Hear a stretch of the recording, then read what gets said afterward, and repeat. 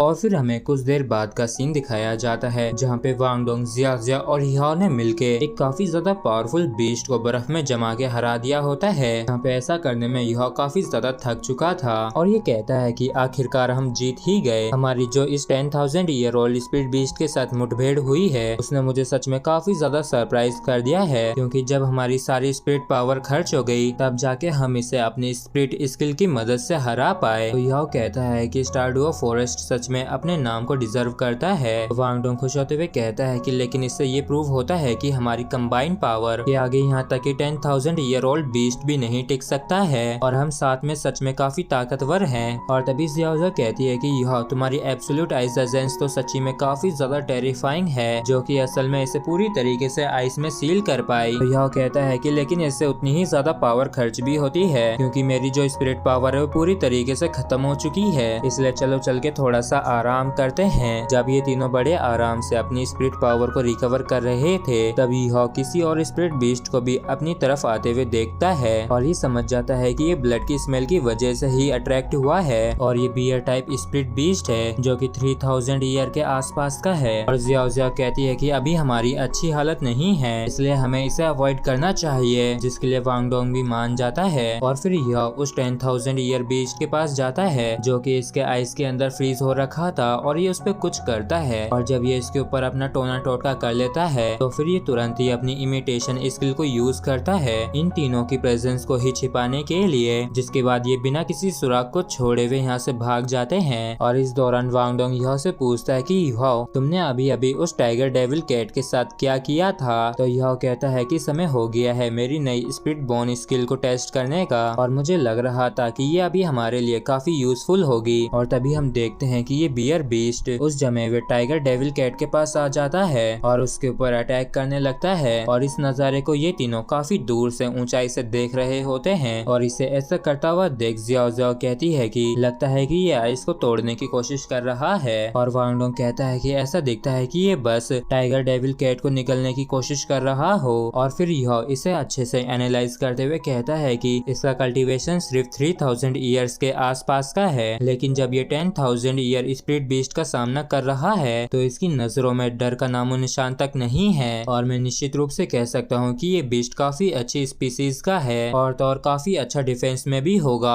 तो जियाओ कहती है कि यह तुम्हारी एनालिटिक स्किल तो वाकई में काफी बढ़िया है। तो यह कहता है कि स्काउटिंग और एनालाइज के साथ शुरुआत करना मेरे लिए काफी अच्छा रहता है और कैसा रहेगा अगर ये तुम्हारी स्पिरिट रिंग बन जाए, ये तुम पे उससे ज्यादा फिट करेगी। तो जियाओ कहती है कि हाँ बिल्कुल मैं भी यही चाहती हूँ, लेकिन ये तो यहाँ तक कि 10,000 ईयर स्पिरिट बीस्ट से भी नहीं डर रहा है, तो क्या हम इसका मुकाबला भी कर पाएंगे क्या। और तभी यह आइस स्कॉर्पियन के किसी तरीके की पावरफुल एबिलिटी को यूज करने लगता है, जिस वजह से इसकी आइस ग्रीन हो जाती हैं और उसमें से ग्रीन लाइट बाहर निकलती है। और इस एबिलिटी को इस्तेमाल करते हुए यह कहता है कि पता लगाने का सिर्फ एक ही तरीका है। और जैसे यह अपनी इस एबिलिटी को इस्तेमाल करता है उस आइस के ऊपर तो वो किसी तरीके के बॉम्ब की तरह काफी जोर से ब्लास्ट करता है और ये ब्लास्ट इतना ज्यादा बड़ा होता है कि इसके अंदर से काफी टेरिफाइंग शॉक वेव्स भी निकल रही होती हैं, जिसकी वजह से दूर खड़े युहा, वांग डोंग और जियाओ को भी काफी प्रॉब्लम हो रही होती है। और यहाँ का माहौल काफी ज्यादा ठंडा हो जाता है क्योंकि इस एक्सप्लोजन की वजह से आइस क्रिस्टल चारों तरफ फैल गए थे। और हम देखते हैं कि जहाँ पे एक्सप्लोजन हुआ होता है वहाँ पे काफी बड़ा और गहरा गड्ढा हो गया होता है। और इसे देख के जियाओ काफी हैरान होते हुए कहती है कि ये एक्सप्लोजन तो काफी ज्यादा स्ट्रॉन्ग था और इतना बड़ा गड्ढा बस हमसे कुछ 100 मीटर की दूरी पर ही है। यह क्या ये तुम्हारा करा धरा है। और यह अपने हाथों को देखते हुए बताता है कि अभी अभी मैंने उस 10,000 ईयर बीस्ट के ऊपर आइस ब्रेकिंग टेक्निक को इस्तेमाल किया था, लेकिन मुझे भी नहीं लगा था कि इस एक्सप्लोजन का रिजल्ट इतना बड़ा और भयंकर होगा। और देख के ऐसा लगता है कि जितना ज्यादा टारगेट स्ट्रॉन्ग होगा तो उतना ही ज्यादा तगड़ा और टेरिफाइंग एक्सप्लोजन होगा। तो वांग डोंग काफी हैरान होते हुए कहता है कि ये तो इविल स्पिरिट मास्टर्स की कॉप्स एक्सप्लोजन टेक्निक जैसा ही है। तो यह कहता है कि हाँ ये कुछ वैसा ही है। और तभी अचानक से काफी तेजी से जुआनलाओ यहाँ पे आ जाते हैं और ये चिल्लाते हुए कहते हैं कि आखिर ये अभी यहाँ पे क्या हुआ और क्या तुम इस बुढ़े को डरा के मारने की कोशिश कर रहे हो, क्योंकि जब ये एक्सप्लोजन हुआ था तो ये एल्डर काफी दूर से बड़े आराम से इन्हें देख रहे थे, लेकिन इस एक्सप्लोजन की वजह से करीब करीब इन्हें हार्ट अटैक आ ही गया था।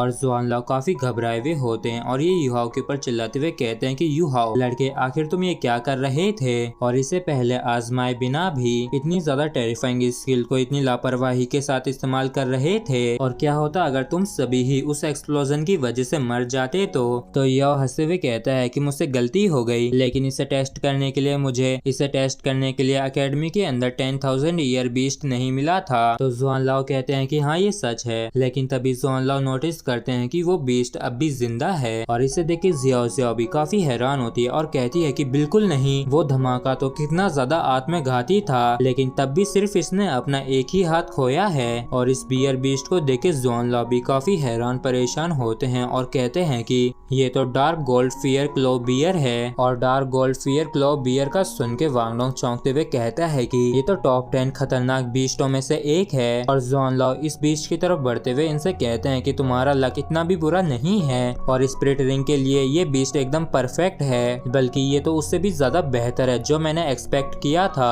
और चलो अब इस बुढ़े को इसे संभालने दो। और जुआन लाओ को अपनी तरफ आता देख ये बीस्ट काफी गुस्से में इनके ऊपर अपने दूसरे क्लो से अटैक कर देता है। और इसे इस तरीके से अटैक करता देख जुआन लाओ कहते हैं कि इसके रिफ्लेक्स तो काफी बेहतर हैं। और जुआन लाओ के अटैक करते ही यहाँ पे तड़तड़ातड़ टूटने की आवाज आती है, क्योंकि इस एल्डर के हथेली के नीचे इस डार्क गोल्ड फियर बियर की हड्डियों का चूरमा पूरी तरीके से बन गया होता है। और तभी ये जियाओ जियाओ को अपने पास बुलाते हैं और जियाओ जियाओ अपने हाथ में एक डैगर को लेके आती है और इसे मार देती है। और इस स्पिरिट बीस्ट के मरने के बाद इसकी स्पिरिट रिंग बाहर आ जाती है, जिसे देखते हुए जुआन लाओ कहते हैं कि रफली इसका कल्टीवेशन 2000 ईयर्स का है, तो तुम्हारी अभी के स्ट्रेंथ के हिसाब से इसे एब्जॉर्ब करना तुम्हारे लिए दिक्कत की बात नहीं होनी चाहिए, तो तुम इसे एब्जॉर्ब करना शुरू कर सकती हो। और इस चीज के लिए ये टीचर को धन्यवाद करती है। और एल्डर की प्रोटेक्शन में जियाओ जियाओ तुरंत ही स्पिरिट रिंग को एब्जॉर्ब करना शुरू कर देती है। और जुआन लाओ कहते हैं कि यहाँ तक कि वैसे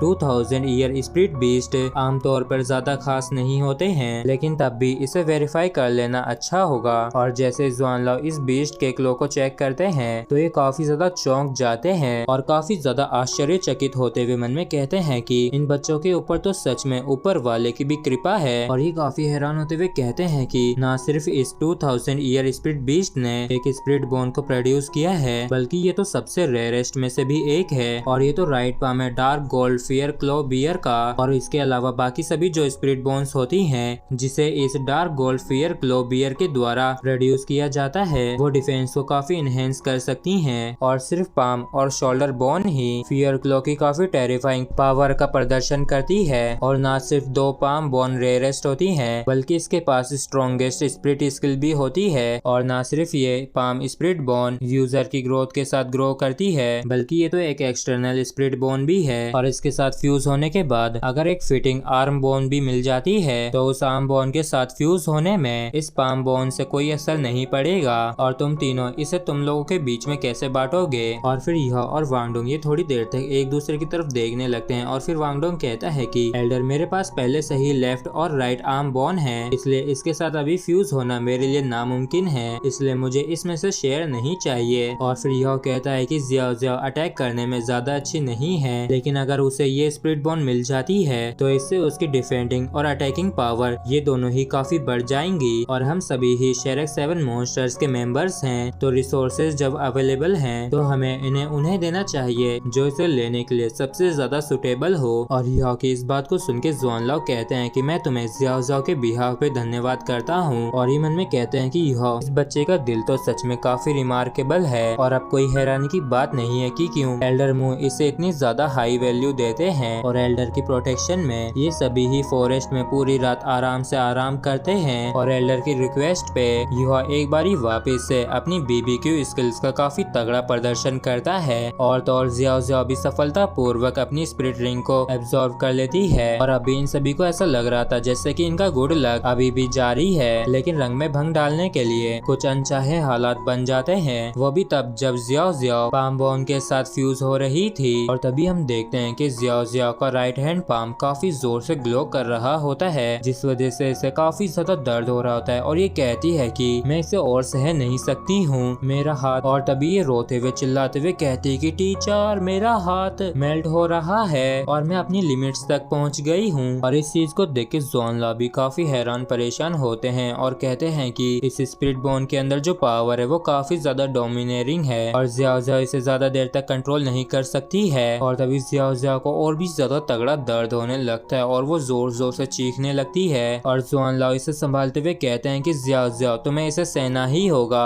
और टिके रहने की अपनी पूरी कोशिश करो। और वांग डोंग भी हैरान होते हुए कहता है कि ये अचानक से क्या हो गया, एल्डर क्या आप भी इसका कुछ नहीं कर सकते हैं क्या? तो ज़ोनला भी काफी ज्यादा परेशान होते हुए कहता है कि मैं कुछ भी नहीं कर सकता हूँ और अगर हमने इसे फोर्सफुली कंट्रोल करने की कोशिश की तो ये बिल्कुल आग में घी डालने जैसा ही होगा, क्योंकि ऐसा करने पर इसके अंदर जो पावर स्टोर हो रखी है वो काफी खतरनाक तरीके से भड़क जाएगी, जिसकी वजह से ज़ियाओ ज़ियाओ को अपना हाथ खोना पड़ सकता है। और तो और मेरे पास पहले से ही एक राइट आर्म बोन है, तो मैं इस पाम बोन की पावर को बाहर भी डाइवर्ट नहीं कर सकता हूँ।